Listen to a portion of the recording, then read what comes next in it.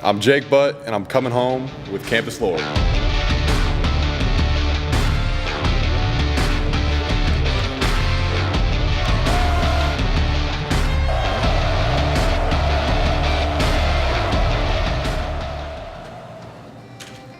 I'm in like 6th grade. I caught my first pass on like a wide pop, and like I was like addicted. It was such a rush. I'm like, man, I want to get better. So I Googled what do Hall of Fame receivers do. I remember one drill, you cut a tennis ball in half and you taped it around your hand so you could only catch with your fingertips. So then that became too easy. So we coated the football in baby oil. That was our summer. You know, we weren't inside, we were outside just rotating sports all day long. When I walked in the building, the feeling that I got, when I look back on it now, I just knew this was the place for me. You know, I was shaped and molded, was right here, you know, on this practice field with my guys. I graduated high school early. I was a skinny little guy, like 209 pounds I weighed in there. Like I remember our right tackle, Schofield, thought I was like a walk-on punter. So I played receiver in high school, so I never blocked. And I just sat here right here and I asked Devin Funchess, who was like a freshman All-American, I was like, hey, can you teach me how to block? Like, what do you guys do to block Frank Clark or something like that? So he just showed me like a few drills, and I would just sit here and hit these things all day. When I was being recruited, I'm just a kid from Columbus, Ohio, but I was just drawn to this. And look who I'm with. I'm with Charles Woodson in the same case, so that's pretty special. It's just so beautiful. I love that we just have a light drizzle going on right now. It's just Michigan, it's football weather. So we used to do this tradition after our last summer workout. They said, everybody go around in the stadium, just sit around and just visualize yourself making plays. I walked up the steps, I was all by myself, and I was just a young freshman at the time, and I could just start to see myself making some of these plays. It's empty and it's quiet. You know, come game time tomorrow, there's gonna be 110,000 plus in here, screaming, you know? And there's gonna be two teams battling, fighting for a win. I remember when I was a freshman, I would just stand in the back, don't be seen, don't be heard, just do my job, basically. You hear the fight song being played, and you see the guys in front of you, everybody's, you know, running out and jumping the banner. And I must have had a 45-inch vert that day. Like, it was the highest I'd ever jumped. God, I was so juiced up on adrenaline.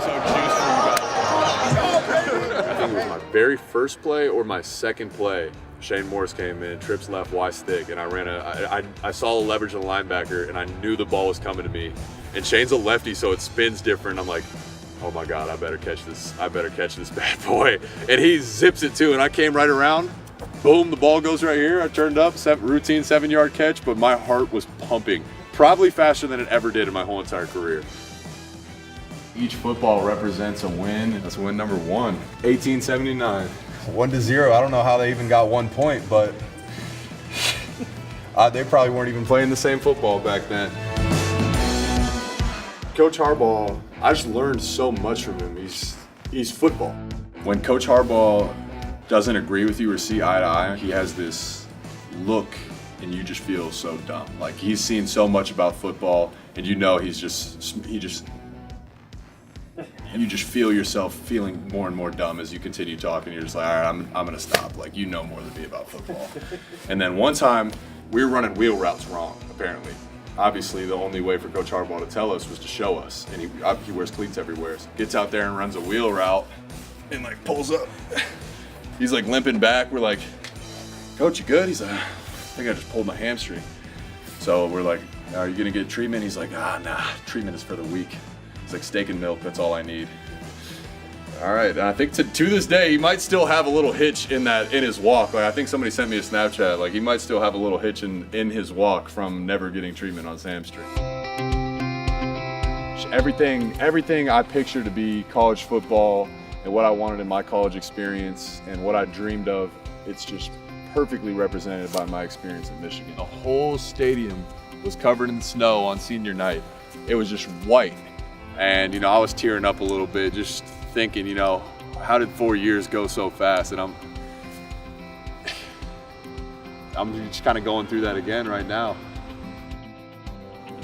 I just want to be known as a guy that worked really, really hard, and at everything he did. I was a good student, a good player, but what I'll be most proud of is just being a part of rebuilding Michigan football.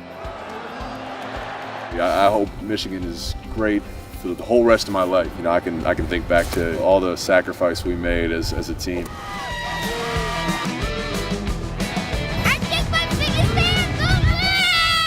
Gotta see that you won't beat a place like this. It's beautiful. It's beautiful. The people are beautiful. The stadium, everything about this university is beautiful. You can't beat it. The one and only Mrs. Harbaugh. You smashed it too? Nice. Y'all gonna be doing something with him in a few years. Don't sleep on it.